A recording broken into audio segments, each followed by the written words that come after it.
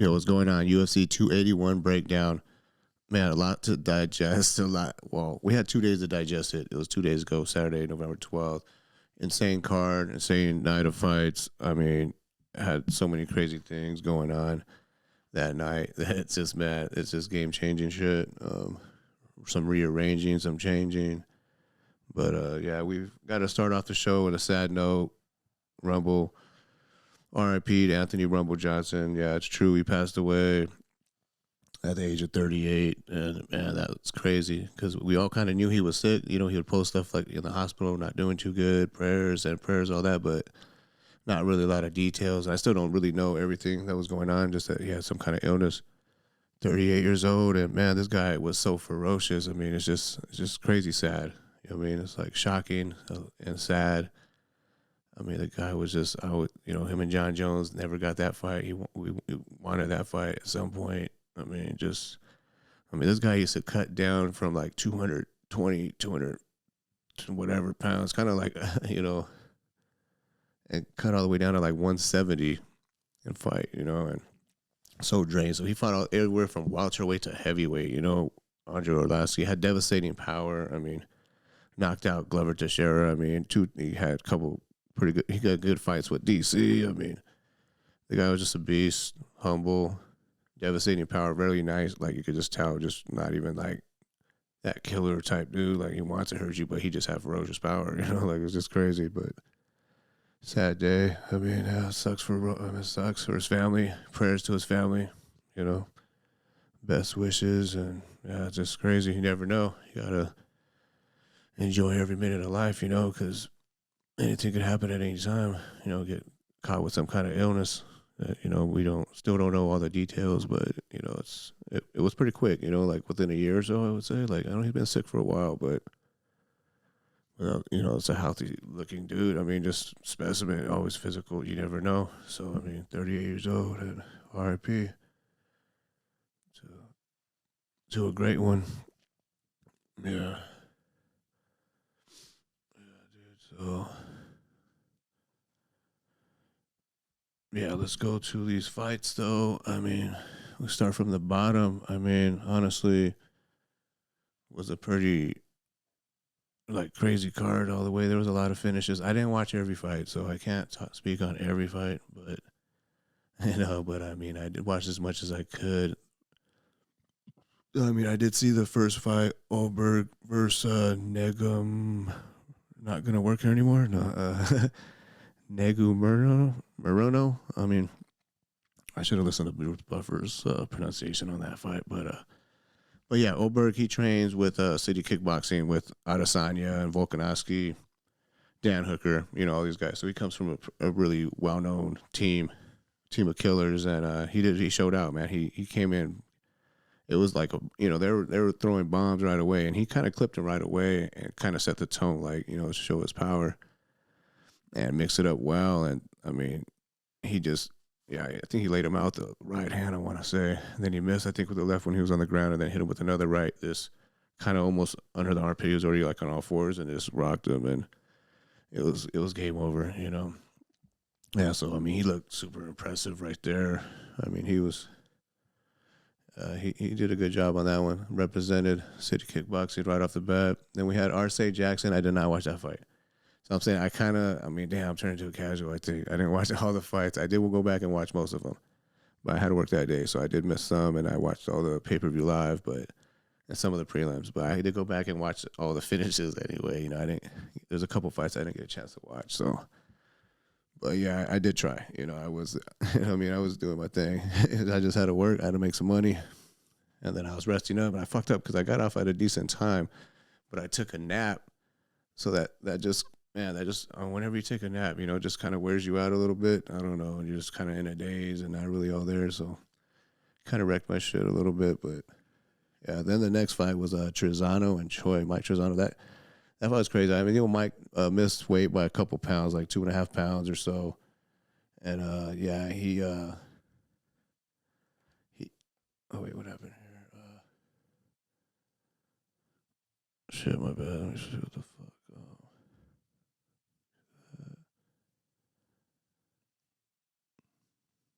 he had a pretty crazy fight with Troy. I mean, okay, this fight started with basically a double knockdown. These guys came in guns blazing, throwing left hooks at the exact same time and caught each other at the exact same time, just like out of it. Like you rarely see this, like kind of like Rocky 3 was, right? Or no, Rocky 2 when they just dropped each other and whoever got up. But they were both kind of like not rocked though. It was like a flash knockdown on both ends. Choi, I think he was a little more rocked because a few more times in this fight, like right away, it only went around, but it was just like guns blazing the whole time. You could tell every time they were just throwing bombs when they would get in that range, that punching range. And Trezano was landing the bigger shots, and you could tell it was affecting Choi a lot more. Like they were both landing, but you could tell Choi was still a little shook. And finally, Trevano got the kill shot and ended up finishing him. You know, so I mean, see right there, yeah. I mean, yeah, he got the knockout. Ref had to save him, Choi, but it was a good fight for both guys. I mean, they came in guns blazing. I mean, it's just Trezano came in, kill or be killed. You could just tell he had a little bit more power and was just, doing it. He just landed something big, and then it was done. I mean, he just landed a bunch of, like I said, he had him rock throughout that first round, then just finished him off, and that was good. I mean, it was the best Trezano has ever looked, I think. He always had the potential. It was in front of his home crowd too, so that was good for him. That's going to help boost him right there. Then we have Molly McCann, Meatball Molly, who lost her fight. She got tapped pretty quick. I can't remember if it was the first or I think it actually might have been the beginning of the second, but she basically got taken down and crucifixed. She got in the crucifix position and just didn't have an answer for it. There was at one point, her arm, I think she could have used that off arm and got out of it a few times, but she just really, I mean, what was her girl's name? Oh, Erin Blanchett. Yeah, she really did a good job. Anyway, Erin Blanchfield, sorry. Yeah. But, I mean, she did a good job. I mean, you could tell she had control the whole time. I mean, definitely levels above Meatball Molly as far as the grappling game, but kind of sucks, I mean, this year. But, I mean, it was just the worst matchup you could get. Let me see. Let me put her in with the grappler just to test her. But the one good thing is for Meatball anyway, the silver lining is that it wasn't in front of her home crowd. We still got a big London card coming up in March with Usman and Leon Edwards rematch and rumors of Colby and Kamzat. I don't know if that's for real or not. Well, hopefully, but have all these fights on that card. So, I mean, Patty will probably be on there. I mean, he's coming up soon, I think. I'm sure he'll be fighting again. So, yeah, I don't know. I mean, what's up for her? Who's next or anything like that with Meatball? But I think she could still be a star over there, get a favorable matchup. She tested herself against a grappler and lost. So now maybe give her something that she could showcase over there in London and remain a star with Patty, So, I mean, I don't think it's that bad. She don't think she loses that much as long as, she comes back strong the next time. She's still young, 23 years old. So, yeah, I mean, I could see that, her coming back real quick, like bouncing back and doing her thing. And then we had Karolina Kowalkiewicz. I didn't really watch this fight, but, yeah, okay, I didn't really watch this fight, but it was weird because I heard a lot about it, like it might be fixed, like something's up, because, like, I guess the general consensus was that she was going to win 29-28, right? So 29-28 and 2 rounds of 1. And I guess that was it was just weird because, like, right before they gave the scorecards to, like, Bruce Buffer or Anik to give to Bruce Buffer or whatever to, like, read the winner, like an official or a judge or whatever stopped them, got it back and like, hey, wait, hold on. Let me check my card real quick or whatever the fuck. And then he scribbled out some shit, and did, added the 1 and whatever he did, multiplied by 3. I mean, who knows what he did. And then he gives a scorecard back. And ultimately, they got the right decision from what I hear. Like I said, I didn't watch this fight. But from what I hear, they got the right decision, 29-28.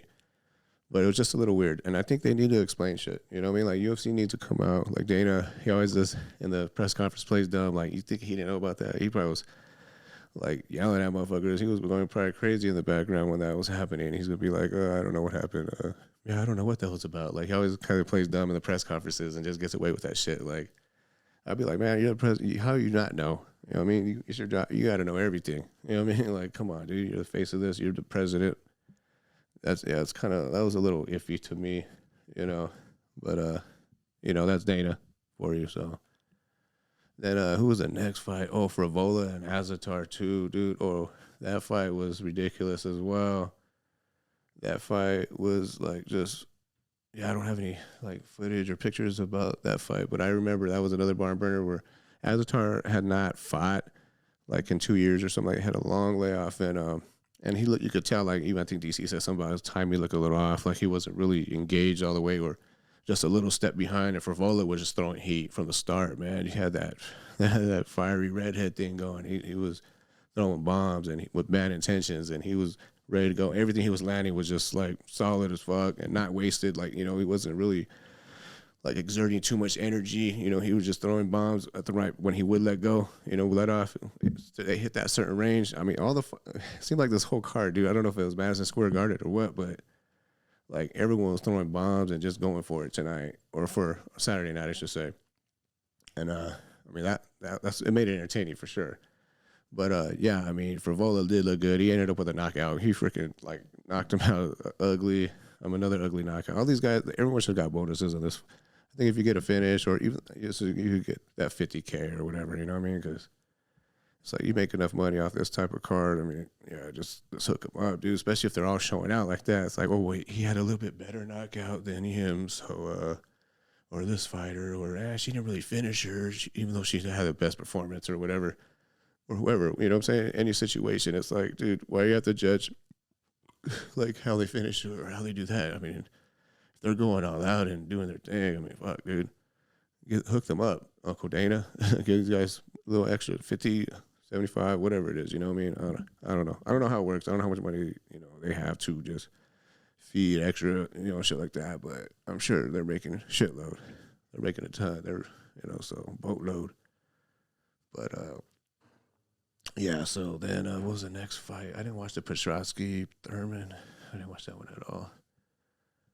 Yeah, Reyes and Span. Oh my god, dude, that was fucking devastating right there. I mean, God, it sucks to see Reyes. What happened to Reyes? You know what I mean? Like, he just, Ryan Span. He knocked him out so bad. I mean, and you could tell like pretty much right away.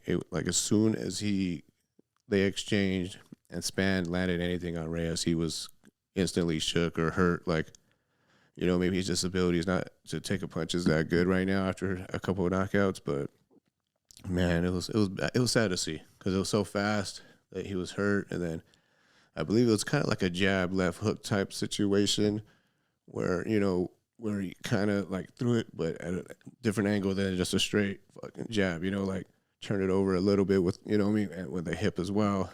Generated. The guy's powerful. He had like. Before this fight, he had like 21 wins, 18 finishes, not all knockouts. He has a lot of submissions on his record as well, which he was thinking he was going to go for Reyes' neck in this fight, but he ended up knocking him out first. And, man, it just sucks to see Dominic Reyes, how far he's fallen since the John Jones win, like he likes to say. Like, I think it's kind of like almost like Gustafsson. Gustafsson was so close to beating John Jones. Although I do, like I said before, I do believe John Jones won that fight, but I think that's kind of his claim to fame a little bit, and having a freaking war with DC and just a lot of good fights. Gustafsson was a beast. He had a lot of skills, but yeah, a lot of bad luck as well. And this, and I think Reyes is a little similar where he just, ever since then he kind of just went downhill. Like I know he's holding on to that, like he won that fight, and I've looked at the fight a few times, and yeah, he definitely won the first 3 rounds, I think. I think John Jones won the last 2. But which you can't leave in the judges' hands. You can't coast in the 5th round when especially when you're the challenger and you're going against the legendary John Jones. I get it. It's a scoring system and all that, but I think you need to do a little more. It wasn't like he was wiping them out. He was just doing more and landing more. John Jones was a little complacent, and that was the best Dominic Reyes looked. ever since then, it's been downhill. And I don't know what's up for him. What's next? And he's got to take a lot of time off now and just get better everywhere. You know what I mean? Just get his focus right. You know, just, I don't know. Just let his brain fucking rest too and recuperate because, yeah, that was just bad. I mean, Span, it's, shit, give him someone big next time. I mean, I think the winner of Anthony Smith and who's Anthony Smith fighting? I know he's fighting someone dangerous coming up. I'd have to look that up, but yeah, give him someone with a name somewhat. Another one of John Jones' victims, or some shit. Anthony Smith, maybe Thiago Santos or something. I mean, that'd be a good one just for name value alone. Johnny Walker or somebody. I don't know. Walker's not ranked. I mean, I don't know. I think Span looks like he's pretty down to fight whoever, and just keep climbing. So for sure he wants a top fight, and he should get one after like a knockout like that. Former contender, I mean, for Dominic Reyes, man. Hopefully he could bounce back. He's training with Glover and Alex Pajea.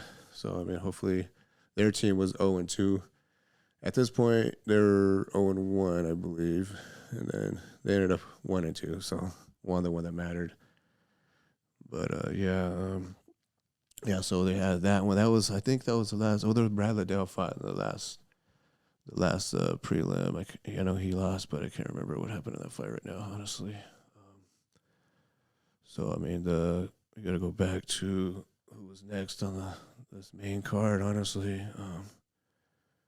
Oh yeah, that's right, Hooker, Dan Hooker. He opened up. He was the pay-per-view opener, and it was so weird because that fight it was entertaining.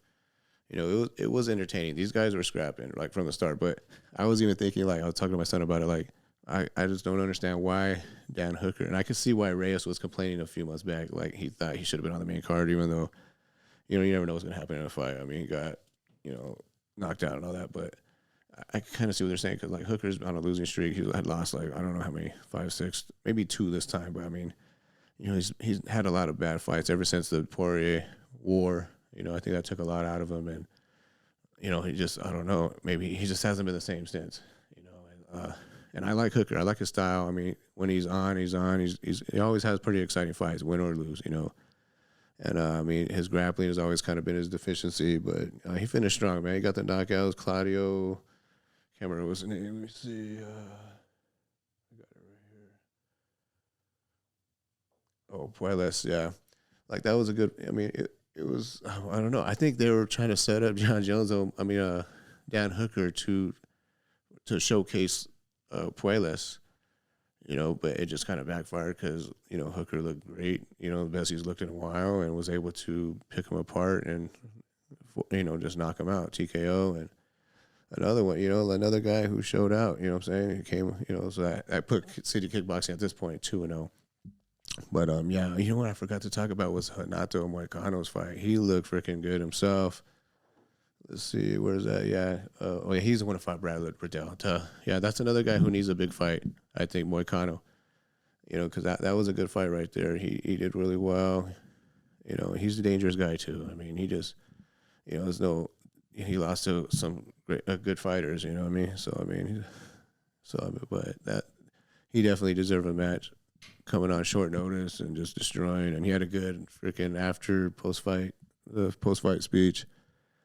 Just talking shit. Joe Rogan, you're the man. I watch you every fucking day, and just going off and just he was just pumped, man. I mean, which is good. He needed that too, So yeah, the Hooker. Oh, then the next fight, dude. Oh my god, Hooker and Frankie Edgar and Chris Gutierrez, man. That fight was so sad to see. I mean, my thoughts on that fight is they could have found Frankie Edgar a more opponent almost like on his way out. This is his way out. This is his, he already kind of said, this is my last fight. This is a retirement fight.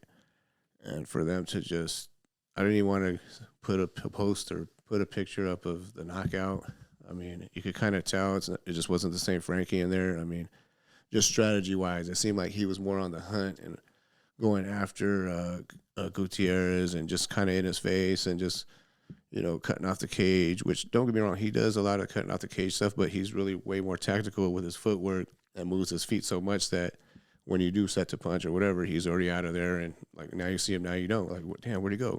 He's over here lighting you up, or hitting you with some shots, peppering or whatever, just so it's just sad to see when he just does what not doing the things Frank what he's known for was his great footwork and boxing and just feints and yeah, I mean they should. And this guy's young, hungry, didn't have the most respect. He didn't really care. Like, well, Frankie Edgar, oh, fuck Frank, he didn't care, dude.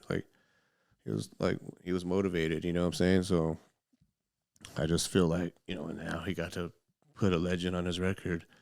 Nothing against Gutierrez for sure. I mean, he's a young guy. He's not a matchmaker in there. It's his job to take fights, make money, do all those things. So nothing against him at all. I mean, he fought great. I mean, he looked good. The ultimate, that last knee was just beautiful. It set him up for it. And he had already rocked Frankie a few times. Every time he gets touched, he was getting hurt. And I mean, honestly, that's another thing I was talking about was I don't think this weight cut going down to 135. I know he was always undersized at lightweight, undersized at featherweight. He's just an undersized guy no matter what weight he's going to be at. But you get to 135, it's like now he's actually cutting weight and more drained, and he's had a lot of knockouts. So I just don't think I don't think that's a better thing. I think it's better for the guys that move up. They might not have so much power moving up, but at the same time, they have the speed, and speed is power. So it's like if you move down, you're depleted. You're just not being able to recover or take damages like you can. Your brain's just not recovered. I mean, when you're basically weighing that weight for 20 minutes or whatever and just trying to come back to life and rehydrate and do, it's kind of, I just don't think it's a winning, smart recipe. I think fighters should move up more instead of trying to move down like, well, I'm a bigger guy, I'm stronger. But it's like, are you really though? If you're weight drained, I mean, you're going to feel like shit if you feel like sick and, just there's a lot of factors and a lot of chance there with the weight cut. Did you have a perfect weight cut where you just feel amazing? I mean, probably not, so, I mean, I don't know. I just think that's sad. It's sad to see like, I got to go down, but I mean, it is what it is. I mean, farewell to Frankie. I mean, he had an amazing career, legend, beat so many fucking names, had so many wars. And I mean, it's just sad to see what at the end of his career, but you know what? It is what it is. People end as a fight game, and the UFC did not do him any favors in his last fight. That's for damn sure. So I mean, that was just like fuck, dude. Like, yeah, that was just fucked up. But yeah, then that brings us to the fucking Dustin Poirier against Michael Chandler. I mean, what the fuck could we say? This was obviously like fight of the year freaking material. You know what I'm saying? Like, there's no way around this. I mean, that first round was at least round of the year. Maybe not a whole fight of the year, but definitely round of the year. You had to be on the edge of your seat with that. Chandler always brings it. Always he comes out guns blazing, throwing heat, and he had success early. And I kind of knew, like, when he had success early with that right hand that he was going to get, like, almost right hand happy. Like, I'm just going to keep, you can't even see right there, yeah. Like, just a little, try to capture a little bit of what happened in this fight, because so much shit happened, and fuck, every round, it was just insane. But yeah, he definitely, Chandler brings it right out the gate. He's a thoroughbred.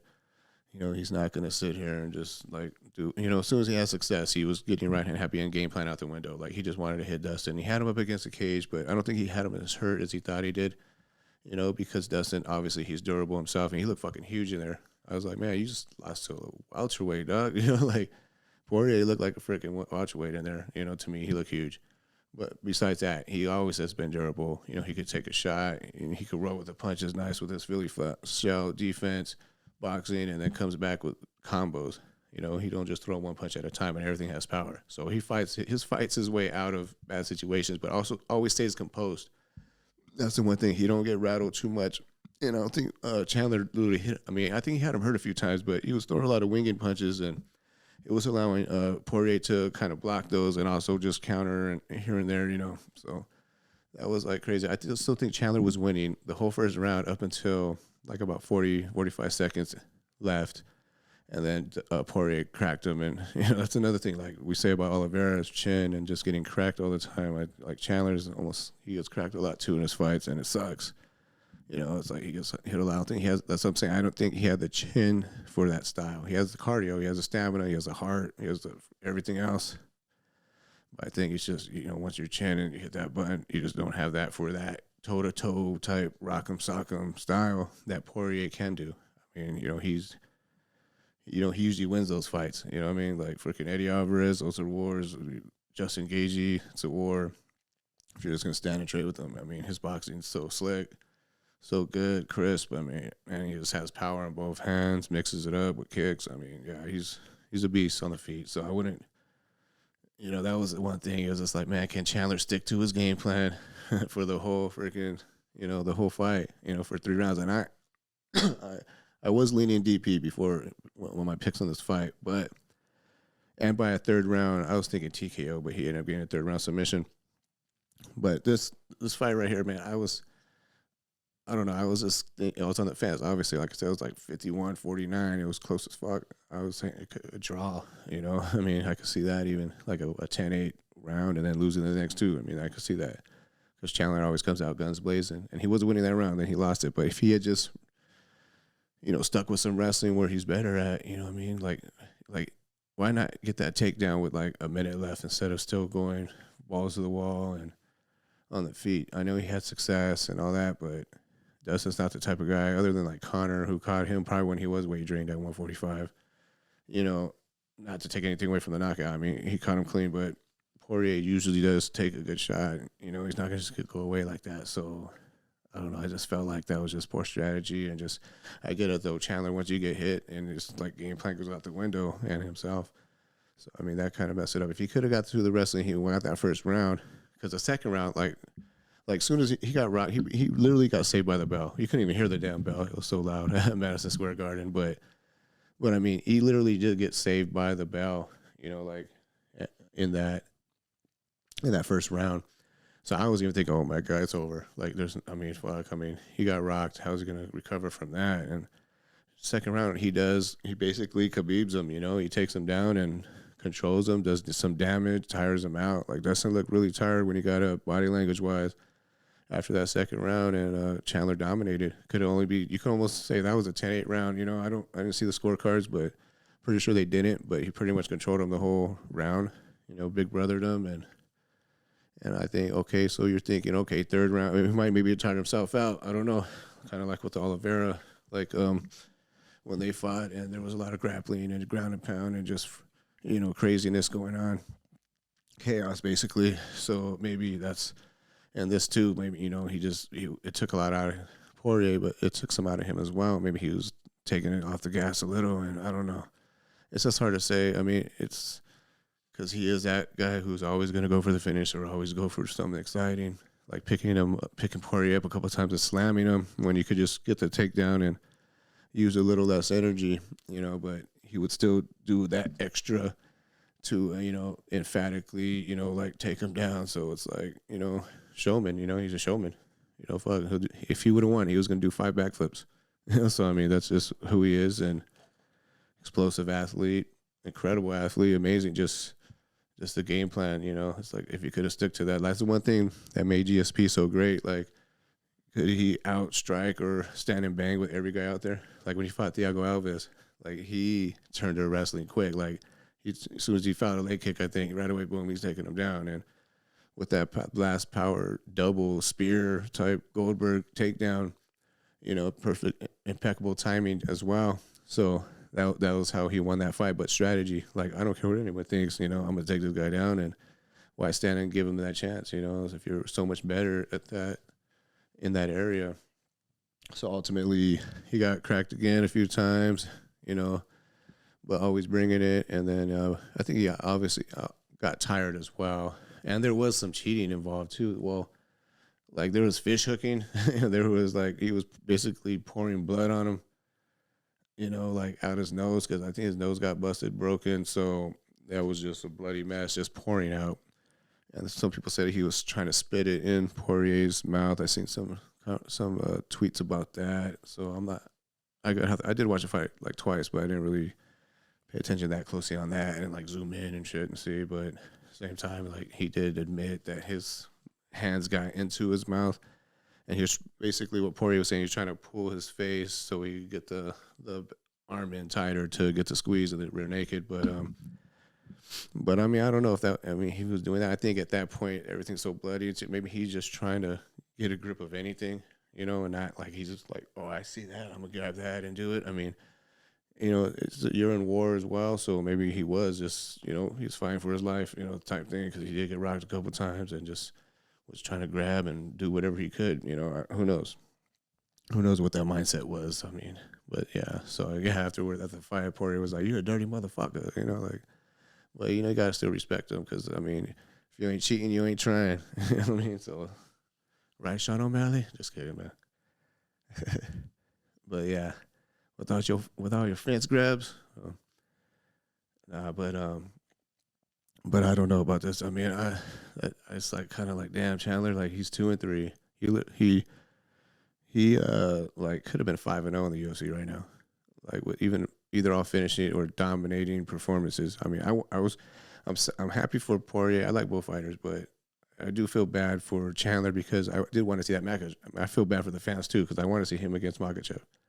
Like that particular matchup, I would favor Makhachev against DP. I would favor Makhachev, just because of the wrestling. Like you could tell, like there's, I won't say a deficiency, because obviously he ended up tapping him. Like DP tapped Chandler in the third round, so I mean he was able to. They're all slippery and all that bloody and shit, and he was still able to. I think a lot of it too was also that Chandler was gassed, and then when they had a scrambling position, Poirier ended up on his back, immediately got in a body triangle, like effortlessly, nice transition to that, and just started squeezing. I think Chandler was kind of in that place where he was tired as fuck, couldn't really breathe or fight it off, and ended up getting tapped quick, and had never been submitted. Chandler had never been submitted. Only TKO'd or whatever, but he had never been submitted, and Dustin Poirier was the first to do that. So I just feel like the matchup-wise, it would have been nice to see the wrestling, the explosive wrestling of Chandler. I still think if it went past 3 rounds, it'd be Islam all day, but I just think those first 2 rounds, he could probably land something big or do some serious damage to Islam as well. But, I mean, who knows, man? Now we won't know, I guess. We're going to have to wait to find out what's up now. What's next and all that. I'll get into that later after we finish this card off. But yeah, I mean, a crazy fight, amazing fight of the year candidate. Definitely, like I said, the first round was round of the year. Poirier triumphs. He gets the finish. He was the bigger dog in this fight, and he just dug deep, and just because he ate some shots too. So I mean, got taken down and just refused to lose mentality, and that's that style where he can just stand and bang and do that. I think Chandler don't have the chin for it. I mean, really, like, he's just more explosive, looking for that one punch. It's like, why stand in that pocket range where you could get hit with combos? You know what I'm saying? It's like, just be a sniper from the outside, because you could tell it was a speed, explosiveness, everything just advantage for Chandler in that fight. Poirier's a little not as fast, but he's accurate and he hits hard. So, and he has good timing and all that. So, I mean, and like he says, the rhythm of it, so rhythm is gonna get you. Yeah, so man, it was an incredible fight. I don't know what's next for both guys. Probably another video on that. But some more thoughts on that one. And that brings us to, who's that? Oh, shit. That brings us to the co-main, which is Esparza versus Weili Zhang. And yeah, what can I say that fight? I mean, man, this was the battle of Carla, who just won the belt back after 8 years of not having the belt after she lost it, and now to Joanna, actually. So it's been 8 years. She climbed her way back to get to the title fight, beat Rose, arguably. I mean, really, like I said, both of those fighters should have got a loss in that fight. One of the worst fights ever, especially for a title fight. Rose and, I mean, everybody knows Rose and Esparza are the worst fucking fight ever. I mean, Derek Lewis is like, no, fuck that. We were worse. Derek Lewis and Ngannou. But yeah, so now Weili literally dominates. But you know what? Honestly, Carla did a lot better than I thought she did. I mean, I thought she was. I think that everyone thought she was going to do. Like, she had some decent scrambles, and it was like just a little short on a couple of those scrambles where she could have totally ended up on top in a dominant position. Like even one time, I think she went for maybe she was on top and then tried to go for a snap down with the head, or it was even maybe a guillotine or something like that, where she was about to get up on top but Wei Li just showed her scrambling and explosive and strength really to just outmaneuver Carla and out wrestle somewhat. It was just she was a little bit slicker and faster and able to just get there faster than Carla. Carla was just like a little step behind in the speed and just like explosiveness power of it or the flow of it, because like she was right there like on certain things, it would have been a little bit of a quicker attack, but she was more on the defensive as well because Wei Li, she does come out aggressive. She comes out like she's she's ready to throw some bombs immediately or clinch or whatever the hell happens, So I mean, she did some nice ground and pound and landed some big shots on Carla when she got on top.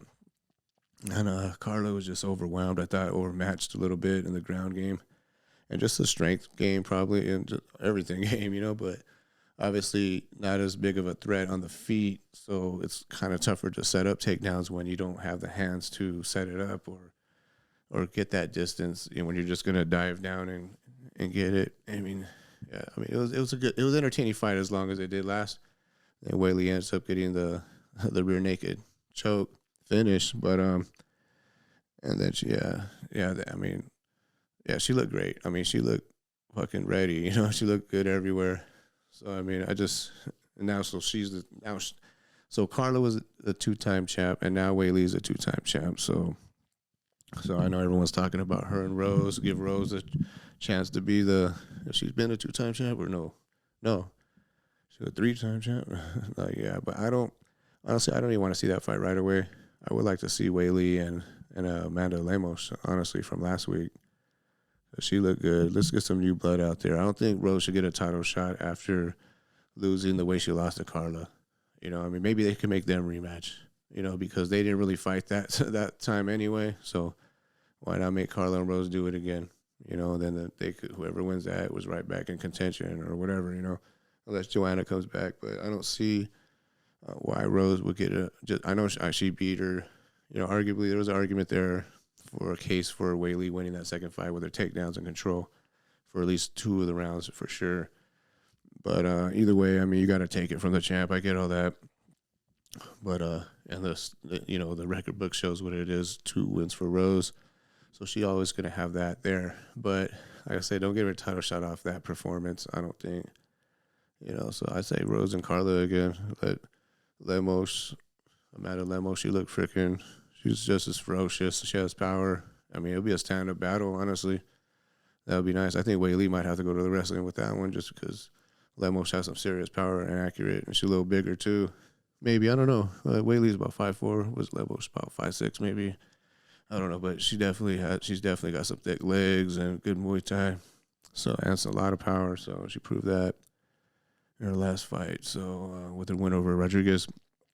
So, well, like I said, what's next is going to be a whole nother fucking video because for all 6 of these main eventers and co-cos, the whole main card, really. So, that brings us to the last fight of the night, which was, fucking insane. Insane in the membrane. Started off, pretty crazy, the fight. How to even start with this fight here. Adesanya vs. Pareja. Poatan. Alex Poatan. Pareja. Fucking sniper. Oh, man, this guy. What a fight it was, though. It was pretty crazy. I can't lie. It started off really, it was kind of leg kick happy, to be honest. Like, both these guys landed, I think double-digit leg kicks in that first round. Alex was, 13-ish or 14, and just those low calf kicks, too. So, it was, the one thing I noticed in this fight was that every time, almost every time, Adesanya switched over to the orthodox positions, stance, that Alex Pareja would come with a leg kick right on that leg, that lead leg, because he kind of does sit a little heavy on that leg, and then he tries to bounce out, in and out, or side to side, I should say. But he got cracked right there, like I said, 13. I mean, that's high-level kickboxers kick as well, and that shows a lot of toughness for Adesanya as well, for being able to eat all those leg kicks all the way up until the 5th round when it affected him, that when he actually felt the effects, where he was compromised by it.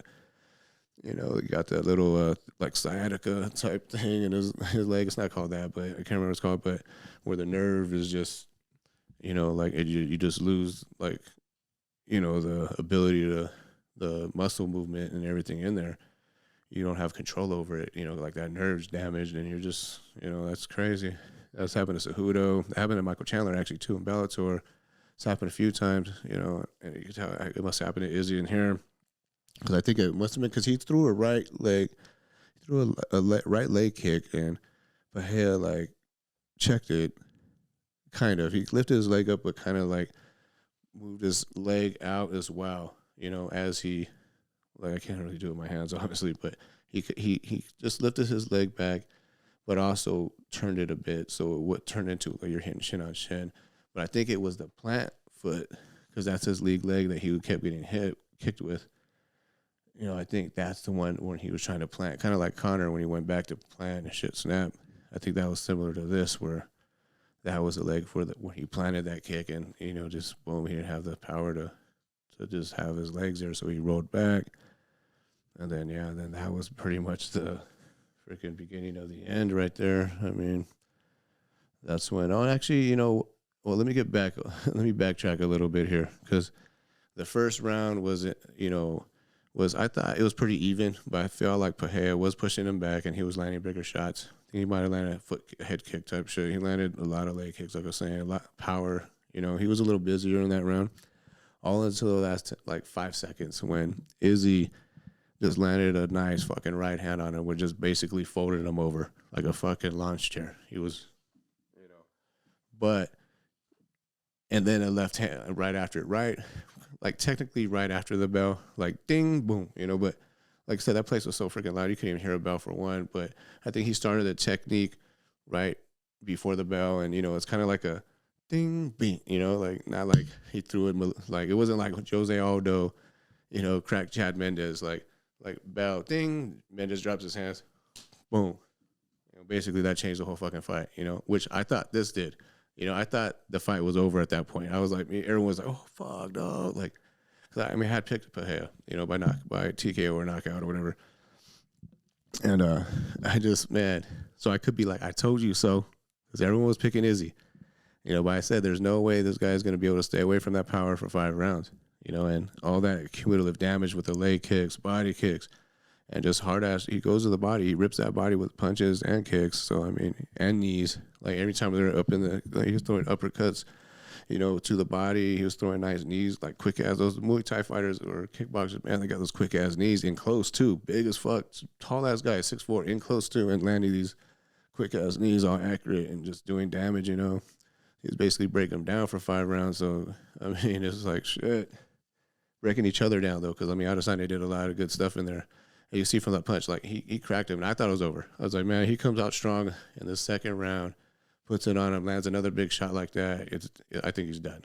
He was rocking. You could tell pretty much from that round up until the 5th, or maybe like mid-4th to the end of the 4th, you could tell Pahea was just not really engaging as much. He was, he was reacting to every little thing. I think the commentary team even like picked up on it and said something. I mean, it was kind of obvious. Like he was like, whoa, and it was just like, oh damn, like he was that much behind as far as the speed, I think, but he was still always accurate. And that's the thing. That was the thing I did when I did my picks. When I picked Pahea, was I was talking about his accuracy. And I think this was just proof in this fight that he was able to get this accuracy. I mean, he was able to hit so many shots on Adesanya that we don't normally see. I mean, we don't normally see these shots like this. I mean, this is like right hand, left hand. I mean, he was landing head kicks. He landed all kinds of shit that we don't normally see on Adesanya, that no one else is landing on him. And he has a lot of power, like I said, and accuracy. And this whole sequence right here is basically the beginning of the end, where, it was right after when, like, Adesanya was compromising his leg from all the leg kicks and everything else. And when he rolled back, it was right after that you could kind of tell he just once like Pahea came out freaking, after like he got a crazy ass like between the fourth and fifth round speech, almost like that whole Rocky type speech again that Leon Edwards got, kind of like it's down, like do or die time now. You got one round, you could be the champion, you could do this, you got power, you gotta let go. You gotta, what is that? Let it go. You see those Frozen memes, and all that little video they put out. But yeah, because that was something Adesanya had said in the build-up, like I'm gonna leave him frozen like Elsa, So yeah, now, so they was like they're saying all their shit, right? So, and I guess right before he came out in that fifth, he said whatever in Brazilian, like I must kill you or I'm gonna kill you or something like that. And he came out and just did, man. He came out and took over. Put a lot more pressure. And I think Izzy, like if he could have got a takedown early in that round, I think Pahea could have been done because he was fucking gassed. That fourth, he did get a second win a bit though, right? At the end of the fourth round, he looked a little fresher. Like he had a little bit more bounce in his step and he was gaining a little more confidence and starting to let go a little more. So I kind of knew, all right, he's the fresher fighter right now going into the fifth. So, I mean, that gave me a lot more confidence right there. I think if Izzy had really caught him or was able to take him down, that would have been game over. I mean, Izzy was up 3-1. I had him up 3-1. Pahea was winning the first, I thought, until he got rocked. And the second round he won. He had the takedown at the end, and he put him on him a little more. He let go a lot. Third was all Izzy. He basically just Khabib'd him, Didn't let him do anything, smothered him. He couldn't get up. And then the fourth round was kind of even, really. But so Izzy landed better shots, and was elusive. And really, Pahea was still, I think he was still rocked for a long time in that fight. I think he was barely starting to get his wind and his head back, from that because he did get cracked right at the end of the first. So, but yeah, he just came out in the fifth, guns blazing, bringing pressure, doing his thing, man. And he landed a big shot. That sequence, I mean, he landed a big right hand, and then that kind of, Izzy instincts always you're going away from that power, but, he always just throws these short fucking lefts out of nowhere and just generates so much power with the hip. He's throwing from the hip. He's throwing from down here, like, he's throwing from way down here, so it's just boom, and it just rocked him. I mean, that left, just basically rearranging his face, style bending his face, kind of, so to speak. No disrespect, but shows how tough Izzy is too, because he was still at the very end. That's what I'm saying. It could be a controversial stoppage. I don't want to say controversial because, the ref's job is to protect the fighter, and he didn't have his hands up. He was just kind of out of it. He was getting rocked, hit with big shots, and like I said, the accuracy of Pahea is just fucking. It goes back to the video I said. The guy kicks soccer balls and shoots it with an arrow. That just shows how accurate he is with this thing and with his striking. It translates. It's hand-eye, it's darts, it's whatever you're good at like that. Free throws. All that stuff translates to even just throwing a punch and hitting the target. Basically, and keeping your eyes there. And I could see what Adesanya was saying. He was on aerial earlier, and that's exactly I think I was saying. After the fight. I thought, he could probably still see from there, like ducking and weaving. It kind of reminded me of when Oliveira got rocked in the first round against Michael Chandler, and Chandler's just trying to unload on him, and he was just kind of just ducking and dodging his head. Same thing with Poirier. When Poirier had him rocked, he was just kind of, just moving his head. But was he in trouble? Fuck yeah. One more of those big-ass bombs.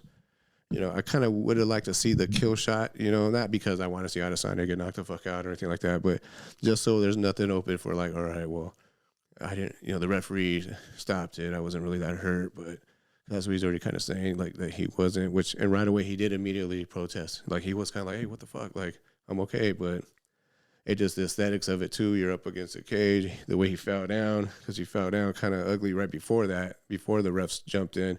Because Izzy actually made him miss a couple shots. And I think that last right hand did catch him as Mark Goddard came in and stopped it. I think that one last right hand did catch him, but not like as flush because he was moving.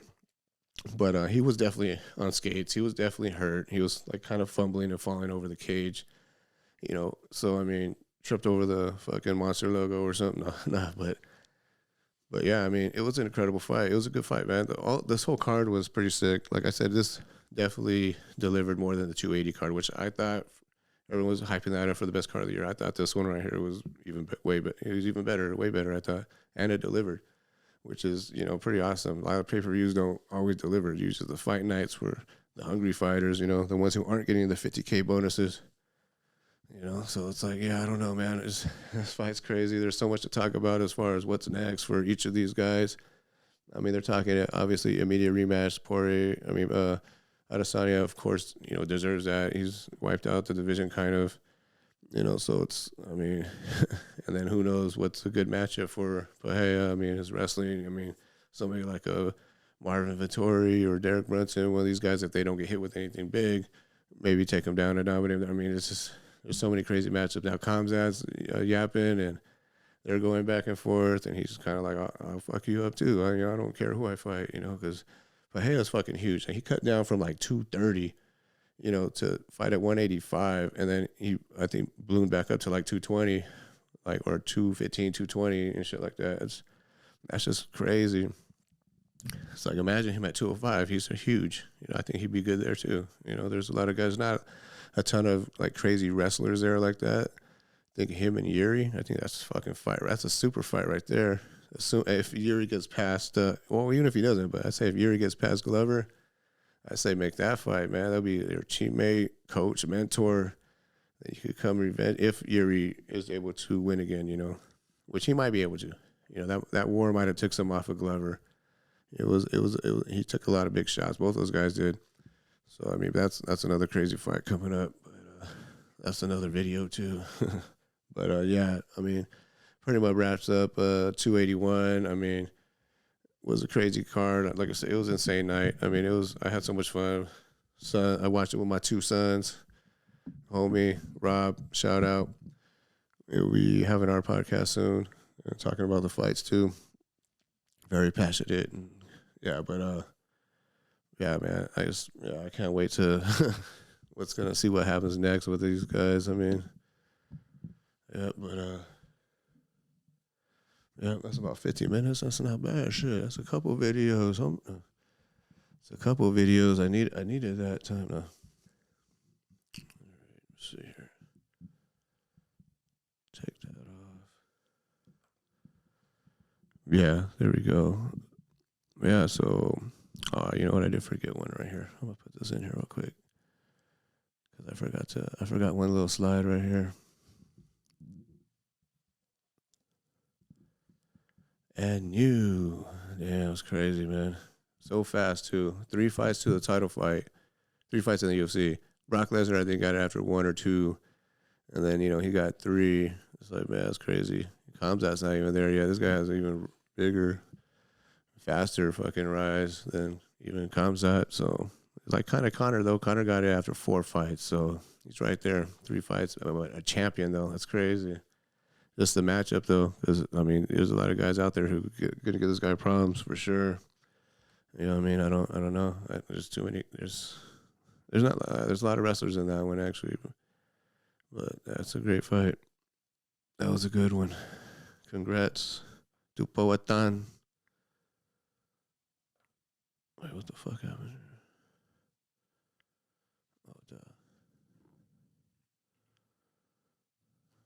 Yep. So that's it. UFC 281 breakdown. Go to the channel, like, subscribe. Schizo Jitsu, Schizo Radio on Spotify. See ya. We don't want to be ya. Till next time.